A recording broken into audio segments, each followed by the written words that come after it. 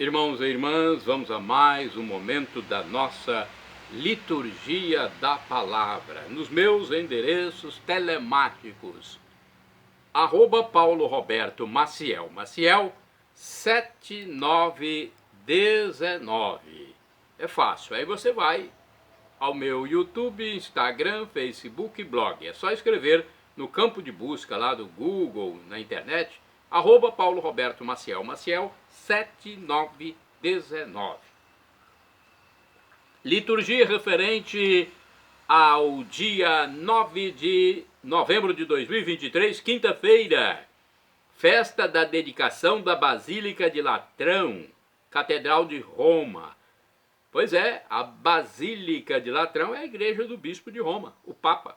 Construída em terreno doado pelo imperador Constantino, ela é considerada como a igreja mãe de todas as igrejas por ser o primeiro templo erigido pelos cristãos. Olha, a cor dos paramentos litúrgicos é branca. No rito da celebração temos o Glória, o Creio, o prefácio próprio e o ofício da festa. Vamos à antífona da entrada deste dia 9 de novembro, quinta-feira, dia da Basílica de Latrão, Catedral de Roma, onde a igreja cumpre o ofício da festa. Eu vi a cidade santa, Nova Jerusalém, descendo do céu de junto de Deus, ornada como a noiva que se preparou para o seu noivo. Trecho de Apocalipse, capítulo 21, versículo 2. Agora a oração do dia. Oremos, rezemos, coloquemos nossas intenções, agradeça, peça. Ó Deus, que edificais o vosso templo eterno com pedras vivas e escolhidas, difundi na vossa igreja o Espírito que lhe destes, para que o vosso povo cresça sempre mais, construindo a Jerusalém celeste por nosso Senhor Jesus Cristo, vosso Filho, na unidade do Espírito Santo. Vamos agora, então, à primeira leitura do livro de Ezequiel, da profecia de Ezequiel, capítulo 47, versículos do 1º ao 2º, 8º ao 9º e o versículo 12. Naqueles dias, o homem fez-me voltar até a entrada do templo, e eis que saía água de sua parte subterrânea, na direção leste, porque o templo estava voltado para o oriente. A água corria do lado direito do templo, a sul do altar. Ele fez-me sair pela porta que dá para o norte, e fez-me dar uma volta por fora até a porta que dá para o leste, onde eu vi a água jorrando do lado direito. Então ele me disse: estas águas correm para a região oriental, descem para o vale do Jordão, desembocam nas águas salgadas do mar, e elas se tornarão saudáveis. Onde o rio chegar, todos os animais que ali se movem poderão viver. Haverá peixes em quantidade, pois ali desembocam as águas que trazem saúde, e haverá vida onde chegar o rio. Nas margens junto ao rio, de ambos os lados, crescerá toda espécie de árvores frutíferas. Suas folhas não murcharão e seus frutos jamais se acabarão. Cada mês darão novos frutos, pois as águas que banham as árvores saem do santuário. Seus frutos servirão de alimento e suas folhas serão remédio. Palavra do Senhor, graças a Deus.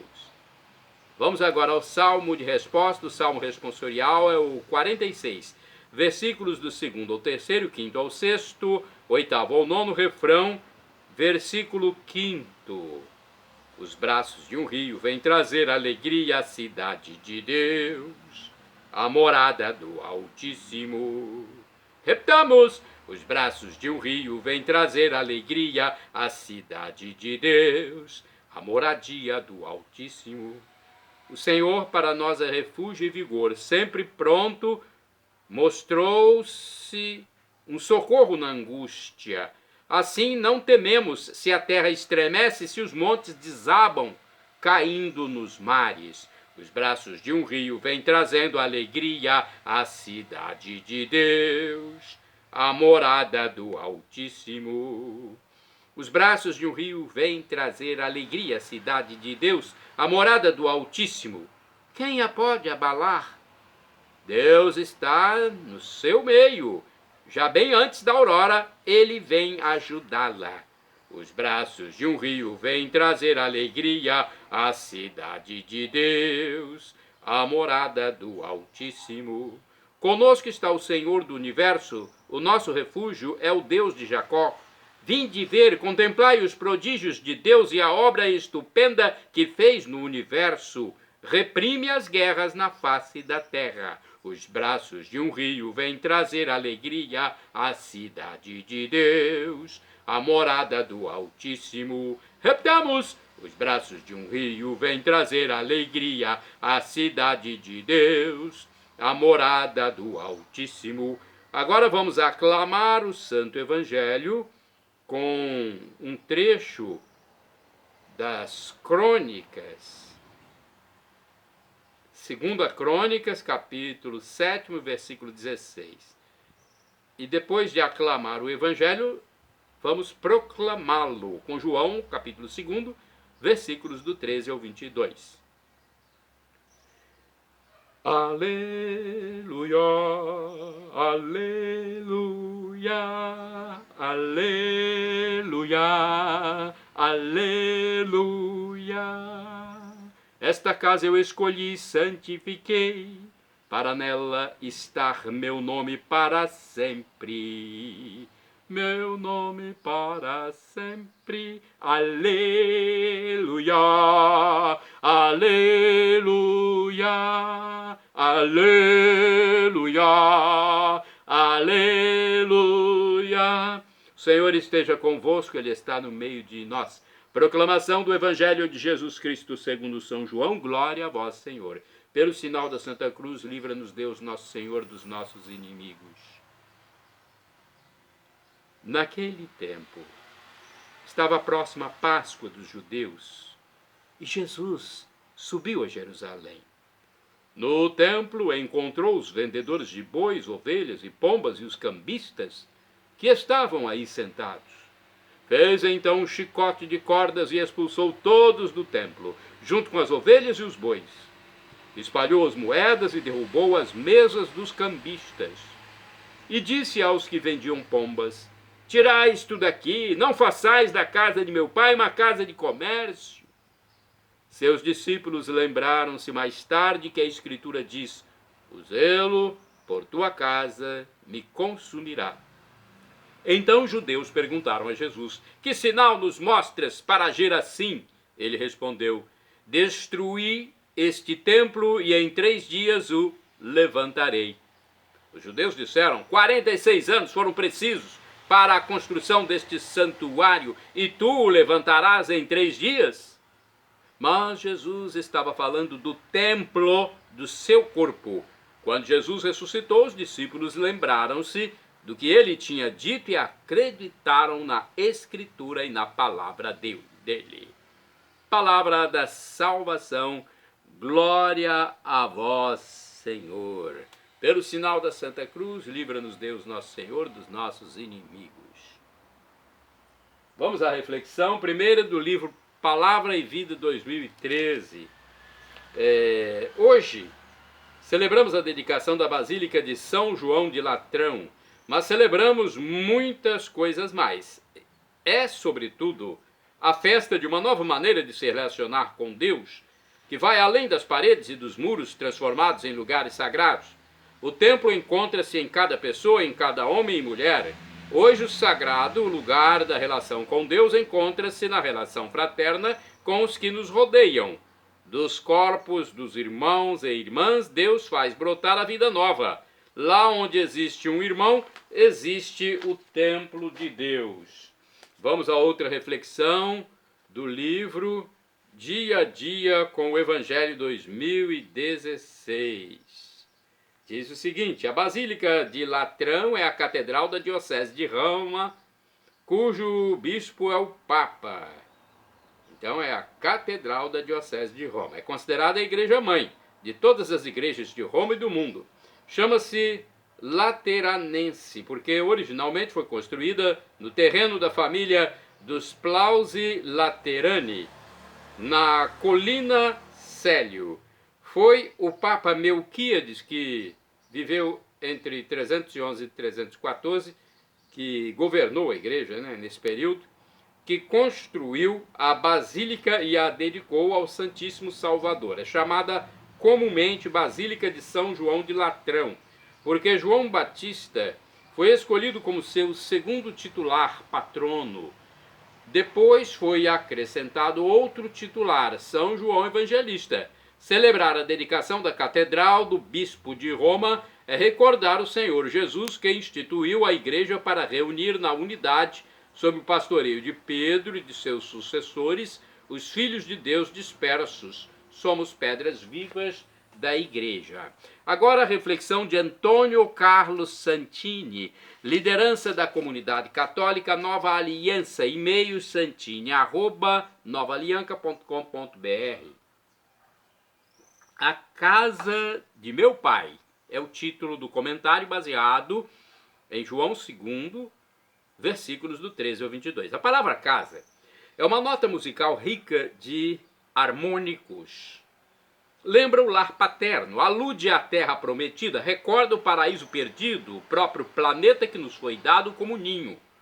No caso de Jesus, as ressonâncias são ainda mais fortes. Afinal, ao se encarnar, ele saíra da casa do Pai, vindo estender sua tenda entre homens. Um dia, reencontrado após 3 dias de procura, o jovem Jesus interpela Maria e José. Por que me procuráveis? Não sabíeis que eu devo estar na casa de meu pai? Lucas capítulo 2, versículo 49. Ele se referia ao templo de Jerusalém, o único lugar da terra onde Yahvé habitava, segundo a mentalidade dos judeus.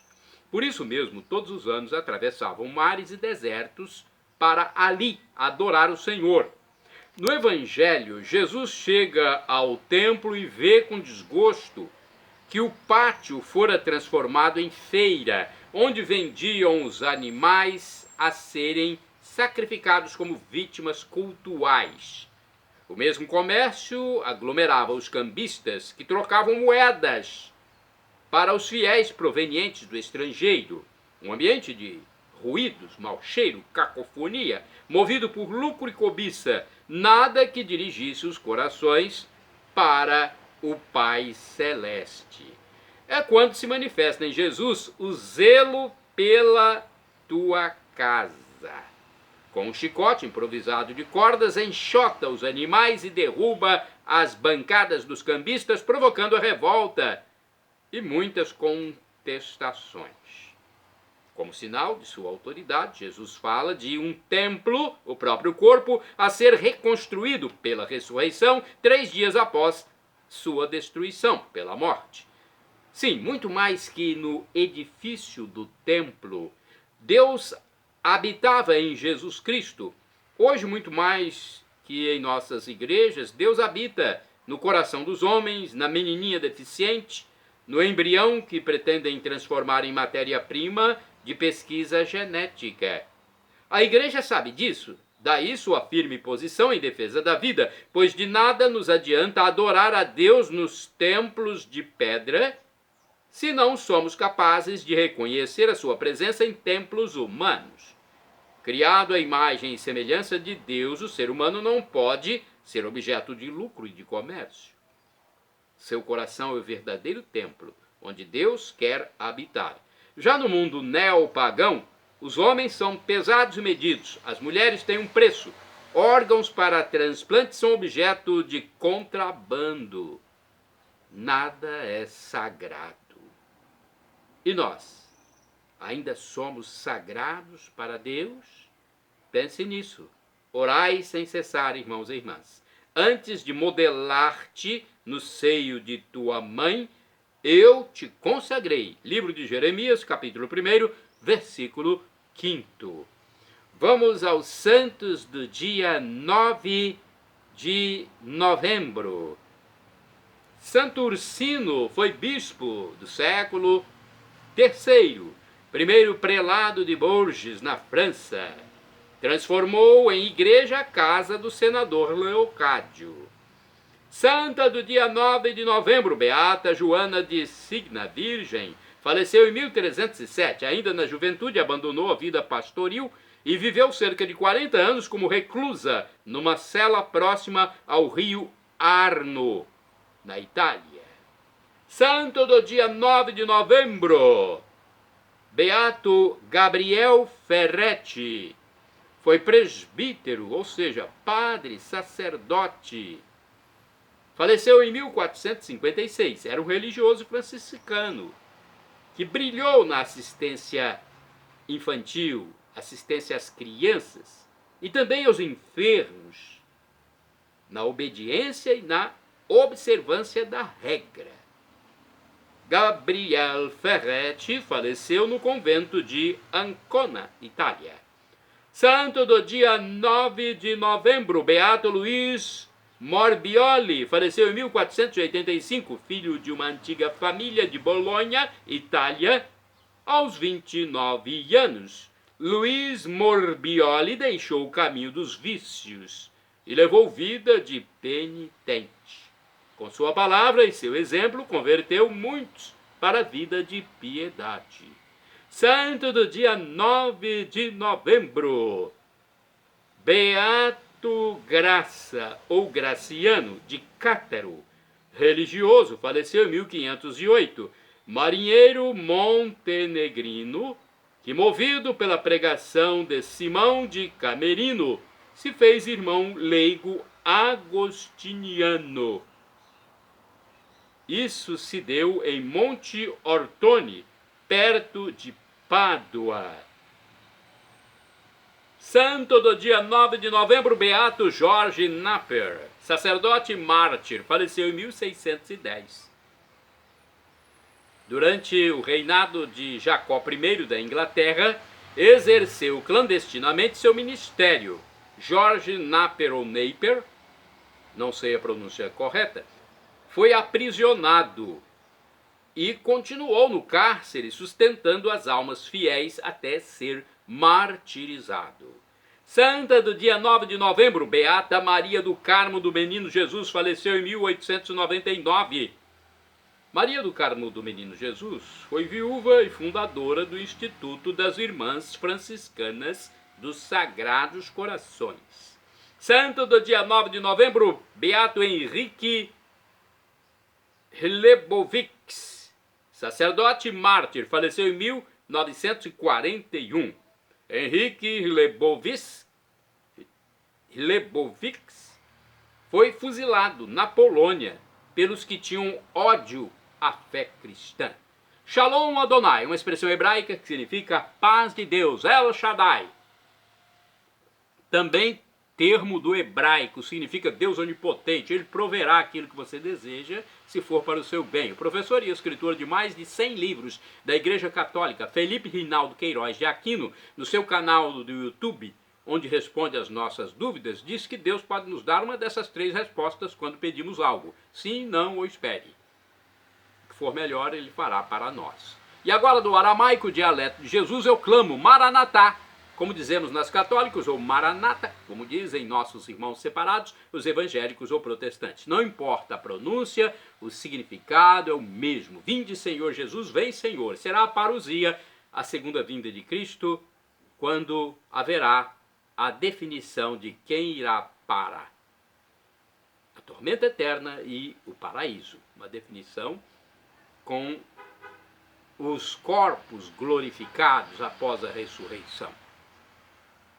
Todos serão ressuscitados, os que morreram, e terão corpos glorificados. É algo inenarrável, inefável, mas São Paulo diz que os transtornos de agora nem se comparam com a glória futura que será revelada em nós que formos salvos. para termos a salvação, é preciso que reconheçamos a graça que Deus nos deu. Ele se humanou, sofreu, morreu na cruz por nós, ressuscitou e está lá no céu como nosso sumo sacerdote nos aguardando. E ele respeita a nossa liberdade. Então nós temos que aderir a ele por espontânea vontade. Eu quero Jesus, o Divino Pai Eterno e o Espírito Santo comigo para sempre na vida, após essa passagem terrena. Perdão, Senhor, pelos meus pecados passados, presentes, futuros, físicos, espirituais, pecados do pensamento, palavras, atos, omissões, e me dê a vida eterna. Meu Jesus, eu quero a vida eterna convosco, meu Jesus. @Paulo Roberto Maciel, Maciel 7919. Compartilhe, dê um like, inscreva-se para aumentarmos nossa rede de amizade e de evangelização.